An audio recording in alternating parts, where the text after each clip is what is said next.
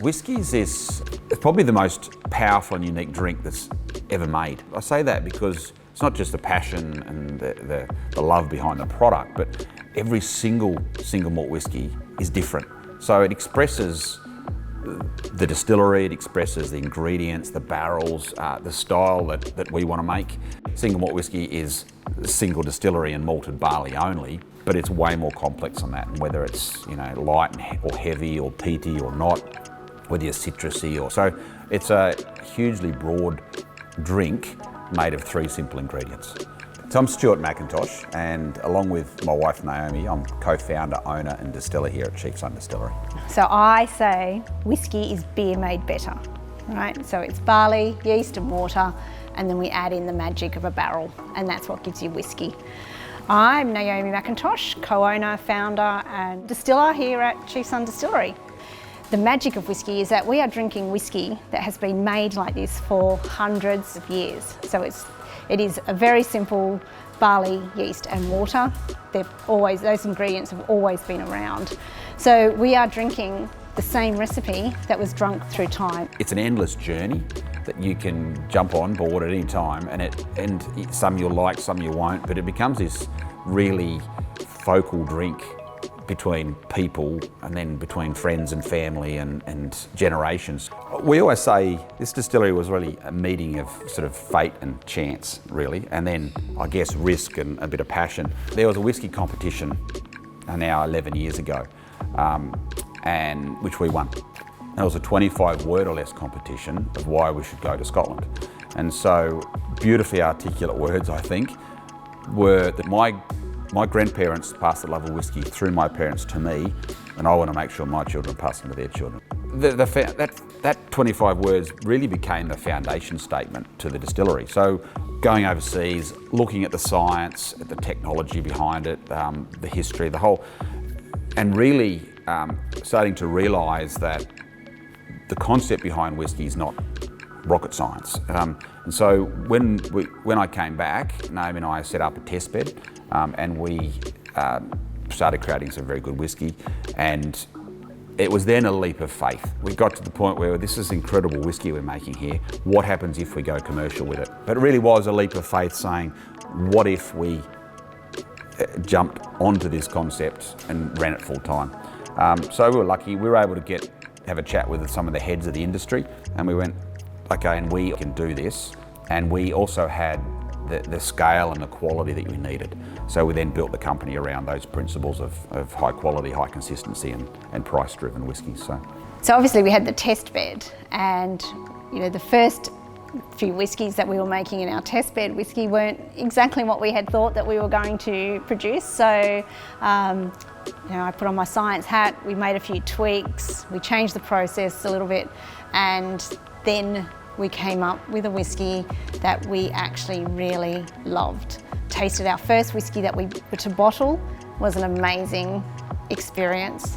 And then, to validate that celebration, although it was a few years later, was when we won Australia's Best Single Cask at the World Whisky Awards, and that was actually from our barrel number 1. So that was actually, although we loved the whiskey and knew that it was great, to have that validation on a world stage was amazing. The Australian whisky industry has allowed us to do that. Like we don't have a lot of constraints. We have the general rules that we need to apply to in terms of the age that, how long it needs to be in the barrel to be calling it whiskey. But the way that we get there is open to everyone's interpretation, and that makes for great diversification within the Australian whisky industry, and I think that's a really great thing. We are on the beautiful Mornington Peninsula, so Somerville, which is the head of the peninsula, situated here because the peninsula is an amazing place of food, wine, beverage. It's an artisan sort of heaven, really. So the Mornington Peninsula, we love it. It is such a beautiful place to live. The locals love the fact that we're here, that we're producing world award-winning whiskies right on their doorstep. So it is a beautiful location. We get a lot of visitors, a lot of international visitors. We love being part of the artisan community on the Mornington Peninsula as well, because we're obviously known as a wine region, but we're definitely growing as a spirit and food region as well. And then what I love is that then we put it into the barrel, and then it's the magic and the craft of the barrel that we have no control over. Like we leave it up to the angels and to the climate here to finish off what we have so scientifically put together and put into the barrel. Unlike old world that are driven by efficiencies and yields and use of certain types of barrels, we're not constrained by that. We have access to a massive amount of barrels, whether they're fortifieds or wine. We get this pick of the crop from American, Spanish, French oak. We get this amazing access. The great thing is we're not hampered by how it should be done. We're all really happy in our own skill set to play around with the whiskey to come up with something different. And the consumer really wants that. Like, I think, Australians love something new. They love to experiment across all, whiskey types, if you like, and support local. The regionalisation, or the support local, I should say, is massive. And that's driven a lot of sales through COVID, whether that was us posting it to their door or sending tasting packs. But it's also a national concept now that people have in their heads. So if they can, and it's a like product and it's a similar price. So I think short term, there's significant growth as well as people adopt the Buy Australian concept. We're trying to create really unique spirits, so hence we don't have to get those yields. So our malt, for example, only yields about half the alcohol that you would if you used a distiller's malt. It's because it's being kilned to a higher level.